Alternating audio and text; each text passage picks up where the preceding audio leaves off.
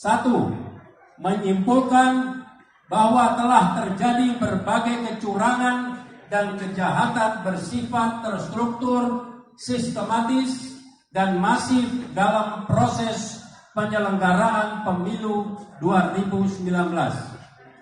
Yang kedua, mendorong dan meminta kepada Badan Pemenangan Nasional Prabowo Sandi untuk mengajukan keberatan melalui mekanisme legal prosedural tentang terjadinya berbagai kecurangan dan kejahatan yang terstruktur, sistematis, dan masif dalam proses pemilihan presiden 2019.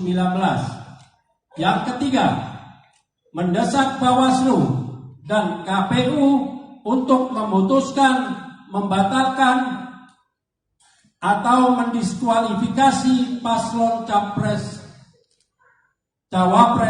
01. 4. Mengajak umat dan seluruh anak bangsa untuk mengawal dan mendampingi perjuangan penegakan hukum dengan cara syar'i dan legal konstitusional dalam melawan kecurangan dan kejahatan serta ketidakadilan, termasuk perjuangan pembatalan (diskualifikasi) paslon Capres-Cawapres 01 yang ikut melakukan kecurangan dan kejahatan dalam Pilpres 2019.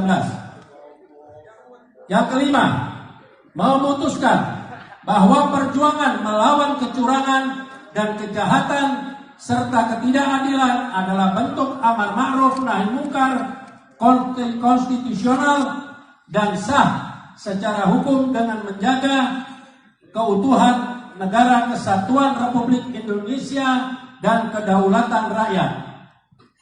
Ditetapkan di Bogor pada tanggal 1 Mei 2019 Masehi, 25 Sya'ban 1440 Hijriah.